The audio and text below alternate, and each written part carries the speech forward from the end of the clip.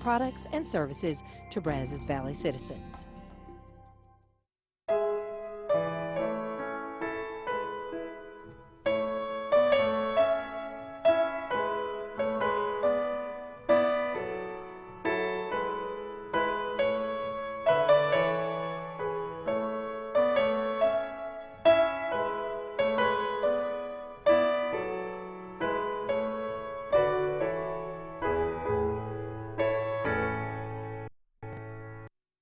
Hello and welcome to Veterans of the Valley.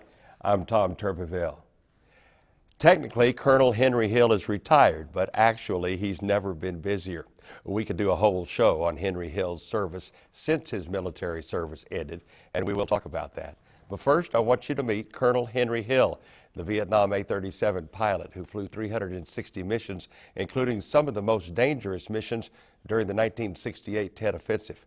It's our pleasure to welcome Air Force Colonel Henry Hill to Veterans of the Valley. It is indeed a pleasure to have you, Henry. You were born in Milam County. You stay right across the river from Hearn, and you went to Cameron Yo High School, but eventually you came to Texas A&M. I want to start off with that. Your decision to come to Texas A&M and your arrival here, and sort of talk about what the campus and the community was like back then when you came in 1952. Well, Dad and I got in a car and we drove to Milner Hall. Yeah. And I had gotten a job to work in Sabisa as a Sabisa volunteer. We unloaded and he left and went home. And my roommate happened to was a classmate in high school, and so I wasn't totally estranged. And I ended up here because of that man, Monroe Fox. He said where I was going to college, and I'd told him that I couldn't, and he said, well, why don't you go talk to him at A&M, and I did. And then my dad and I had a conversation, and the typical teenager, he said, I can't send you to college. I said, well, I didn't ask you to send me to college. I'm going to go to college, and so I did. I came down here and worked my way through school and enjoyed it. It was tough, but I worked in the dining hall, and I had a small scholarship of, nowadays it'd be very small, but in those days it was about 25% of the total cost of going to school. Right. You told me in 1953 you tried out for the fencing team, and you were a left-handed fencer, which made you kind of a special opponent for people. Talk about that. Well, I found out about the fencing team, and I still had to take another year of physical ed, and so I went out for the fencing team. Mm-hmm. And I was a left-hander, and the two best fencers in the Gulf Coast AAU of fencing were left-handers. They were from Galveston, Bill Brown and Bill Baird. And so everybody wanted to fence me so they could get the experience of being against the left-hander. And as you said earlier, it was kind of being on the scout team, but I ended up lettering that year as we won the Southwest Conference Championship. Well, congratulations. That's great. You graduated from A&M in 1956, and that's when you went on active duty with the Air Force. You went to Lackland, then to Georgia, and then to Big Spring, and that's where you got your jet training. Talk a little bit about that, and then go on and eventually what led you to Vietnam, because it took a while for you to get to Vietnam. You wanted to go earlier, but they had other assignments for you. Well, I graduated from Big Spring, and situations had arisen, so I ended up with an assignment to ground radar in Limestone, Maine, which is 1 mile from the Canadian border in the northern Aroostook County, right? potato country. Anyhow, after about 9 months, we had the Quemoy crisis that occurred when the Chinese were shelling those two islands which belonged to Taiwan. And so they said, do you want to go to Japan? And I said yes, to get out of that northern climb, not being as alert as I should have, that much of Japan is north of Tokyo, but I didn't get to go there. I went south of Tokyo to Itazuki Air Base, and then deployed out to a 25-acre island for 9 months, and then to a larger island east of or west of Nagasaki for the last 3 months. Came back to the States, went to Panama City, Florida, and while I was there, I went to a professional school and lost a friend in Vietnam. My wife and I talked it over, and so I volunteered to go to Vietnam. And they said, no, you belong to the training command, so you're going back and be an instructor pilot in Big Spring, Texas. And so I went back to Big Spring. It had changed, of course, from the time whenever I was there as a student pilot. Did my 3.5 years and got selected for promotion and asked for a volunteer to Vietnam and listed every airplane that they had. Put the A-37 down, not knowing whether it was even in existence because it had been tested as the YAT-37 in the early 60s. And so here we were in 67 or in 66, and I put that volunteer statement in and got selected to fly the A-37A model. Talk a little bit more about that airplane.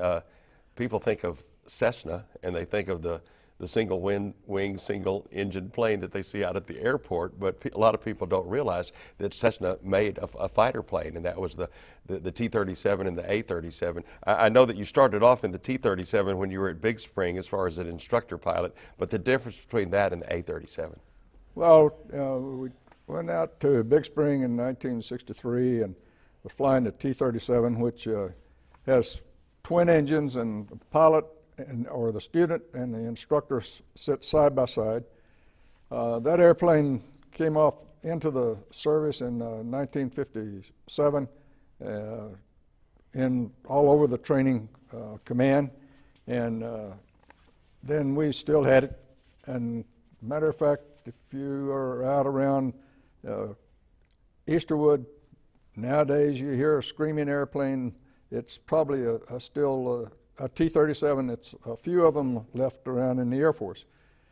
But anyhow, it had 2,000 pounds of thrust, and so you have about a 2,500 foot roll to take off.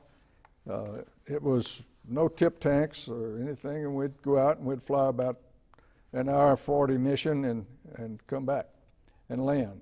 Or training, if it was low altitude, would be down to an hour 30.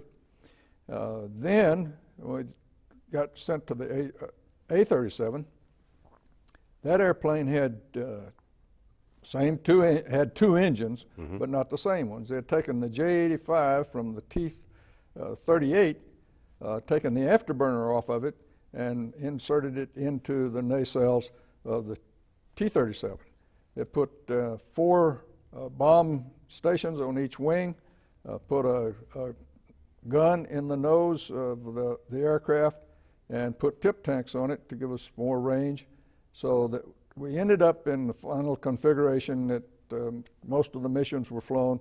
You had 2 drop tanks for fuel, and then you had 6 bomb stations loaded and the gun in the nose. Yeah. It was interesting. You said you took 25 airplanes to Louisiana for training, and then when it was time to go to Bien in Vietnam, you actually disassembled the airplanes, crated them up, took them over, and assembled them again. That sounds like a heavy job.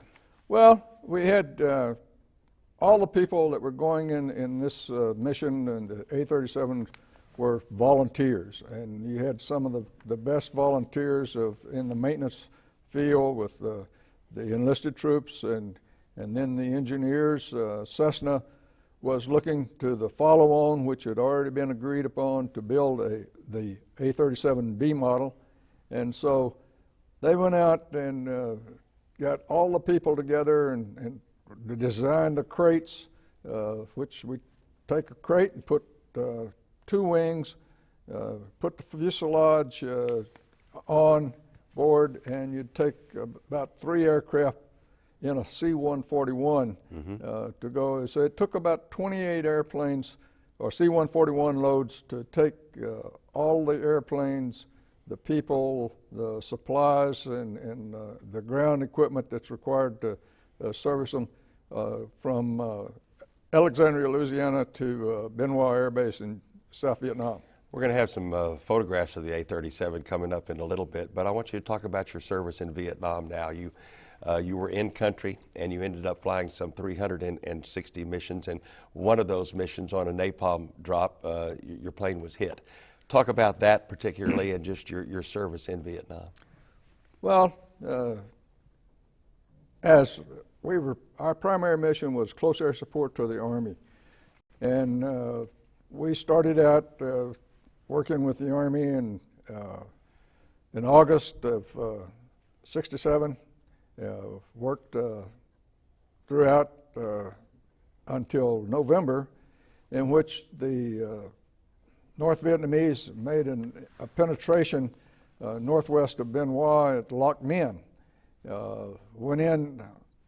I was scheduled to go on alert duty in the morning, 8 o'clock. At 3:30 they came and said, get up and let's go. The alert crews already finished the maximum number of missions they could fly. So we went out, we ended up taking off at about 5:15 and got up over Loc Ninh and went into a holding pattern.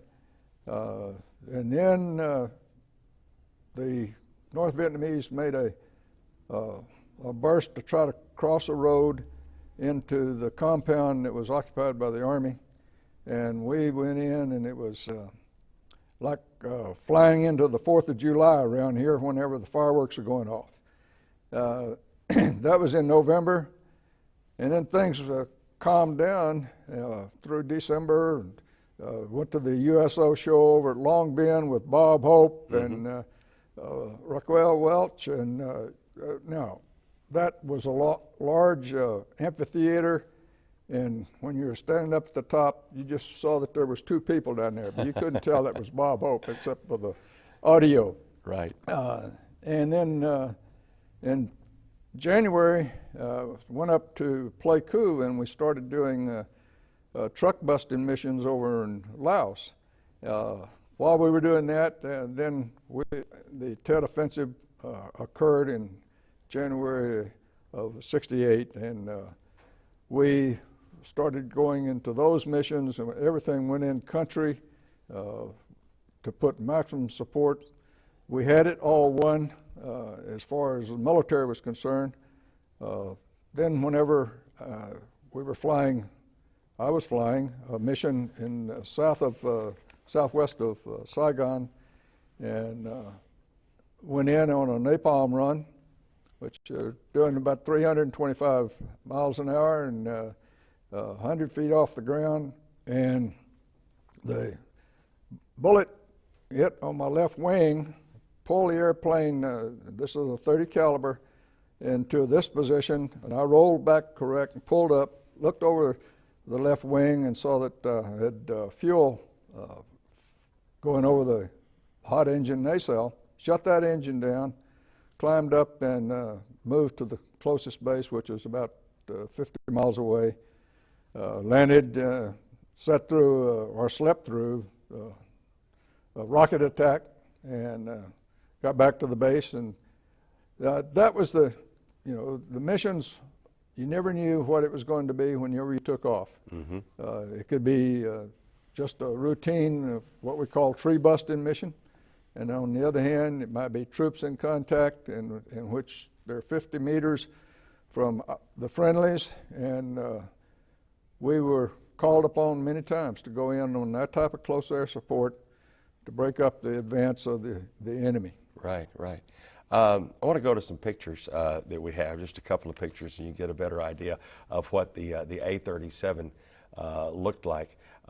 This is a young Texas A&M cadet, and good-looking cadet there. What year was that taken? Do you know? That was my junior year. Your junior year. All right. Very handsome man in the Air Force. Thank you. Now here's the A-37, a photograph that I procured from the internet, so you get an idea of what the airplane looked like. We've got another one of it actually in action coming up. That's the plane you flew. That's the plane I flew. That's on a rocket run, or it could have been escorting Right. the spray birds. I don't see You can see from that picture how close it was flying to the ground. That's correct. Wow. You referred just a moment ago about truck busting.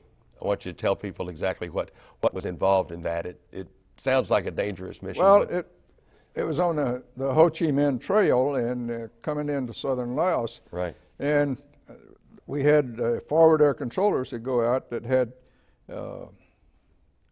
a night scope where they could detect the trucks moving down the trail. And once they detected them, and this was a single airplane, and we'd go out for a 2-hour flight, and unless we expended all of our ordnance, well, then we'd get the 2 hours in. But they found the trucks.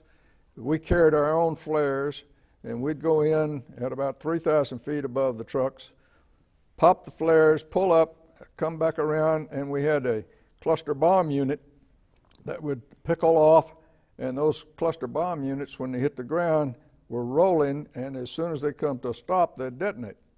And that's what we'd use for busting the trucks. Yeah, of course, I told you about one mission we had, and we had a ZPU-23 anti-aircraft gun that was trying to get us as we went over going into Laos. And so we set up a special mission with the people in Saigon so that the mission that was taken off at 8 o'clock would go late, and the mission that was taken off at 10 o'clock would go early. And so we got over the ZPU, and I happened to be in the airplane that we decided was going to be the target. And we went in on a bomb run, although we were not going to drop because we wanted him to start firing so that the other airplane that he didn't know was coming would be in position to drop a couple of 750-pounders on him, which we did, and we had no more problem with the ZPU-23 at that location. Right, right. I want to show the audience a couple of things here, if we can. I'll hold them up, and you can talk about them. This is your flight helmet, right here. Sort of talk. This kept you pretty well protected, did it not?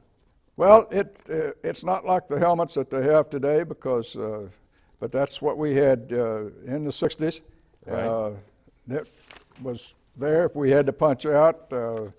The visor was a sun visor. The oxygen mask is detached because it was, later I flew an airplane in which we did not wear the helmet, but we had the oxygen mask for emergency use. Right. And so that's why it's detached from the helmet now. But it was there in case I needed it, and fortunately I never had to punch out of an airplane. Right. Let's talk about this guidon flag. Well, what's the story on that? When I came back from Vietnam, I went to Baylor as an ROTC instructor. And at that time, we had the cadets that we had up at Baylor, we gave them what we call a flight indoctrination program. Right. And as a part of the ROTC, we had what was called Angel Flight. Well, the cadets kidded me that they were my angels because I taught the flight indoctrination program, and then they went out and flew for about 30 hours of instruction time, and they were my angels, and they went on to, a couple of them went on to Air Force careers. Right. We talked about your service after Vietnam and how it really continues on today. You came back from Vietnam in the summer of 1968, and as you just mentioned, you went to Waco and taught ROTC at Baylor. You wanted to go to Europe, but they were extending services in Europe, so you didn't get to go there. So you spent a lot of your post-Vietnam career in Waco at Baylor, right?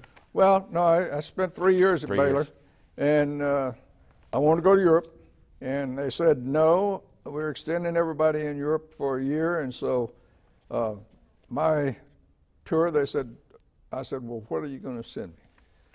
And they're sending you back to ground radar. Call the guy in ground radar who was a year ahead of me here at A&M, He was from Taylor. And I said, Jerry, what are you going to send me? He said, I'm going to send you to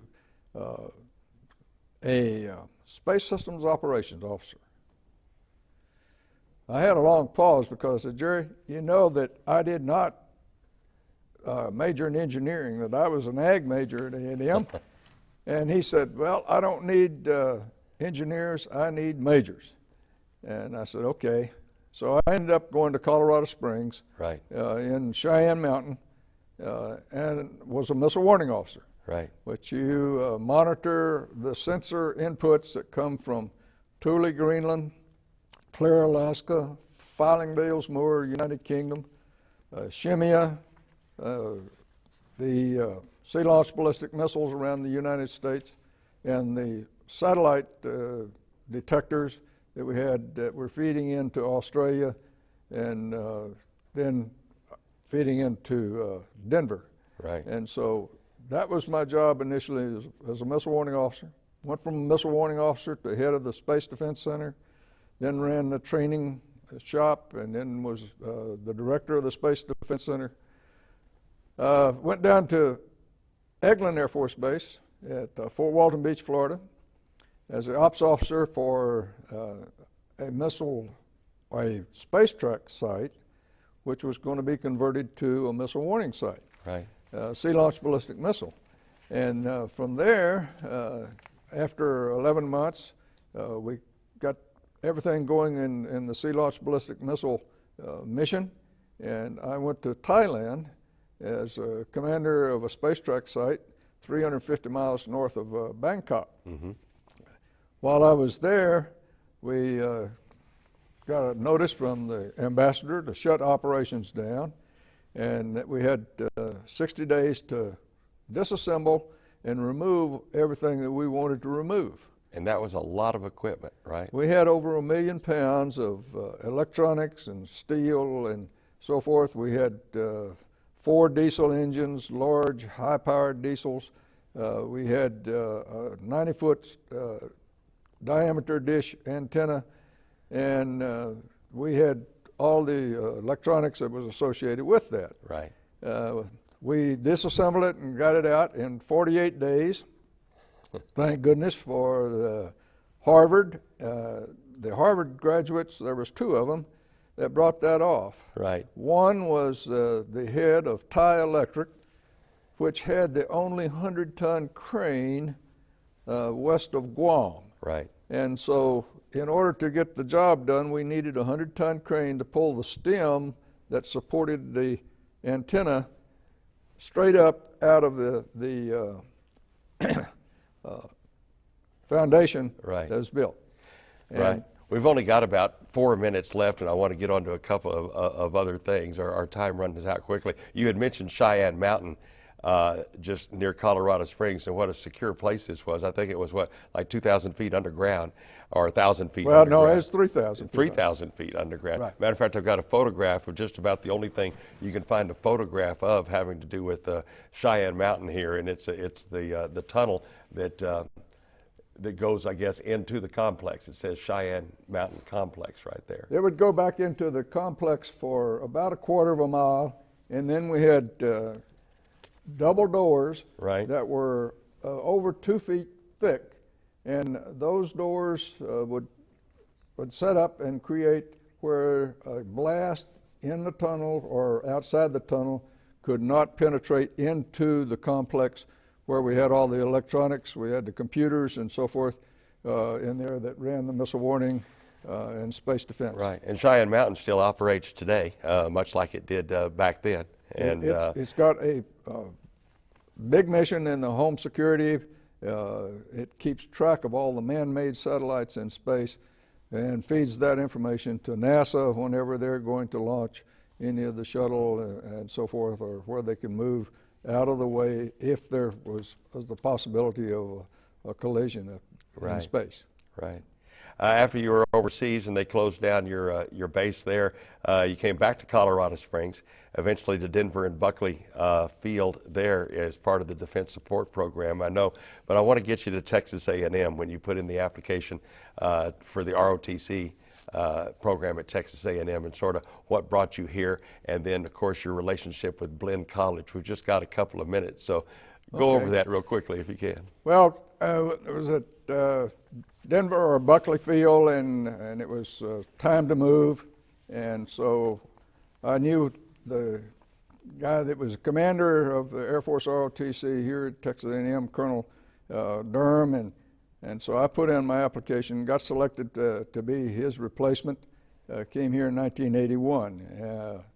In 1984, it was time to move on again, and I had less than 2 years to go for 30, and they said, "You're going back to Cheyenne Mountain," and I said, "No, I'm not."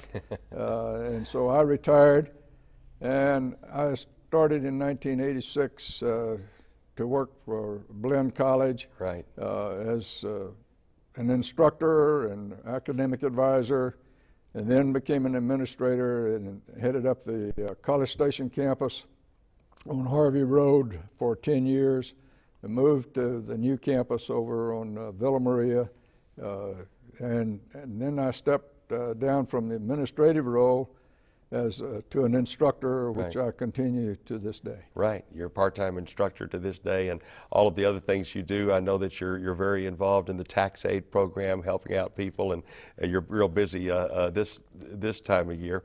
And like I say, we're out of time, but I want to thank you very much for your service that still goes on today, not only military, but here in the community.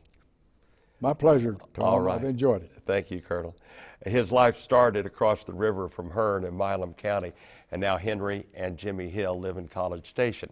In between, his service took him wherever he was needed. His fighter was shot at and hit in Vietnam, and he counts himself as one of the fortunate to come home. We salute the service of Colonel Henry Hill, whose service to his fellow human being continues today. I'm Tom Turbeville. Join us next time on Veterans of the Valley.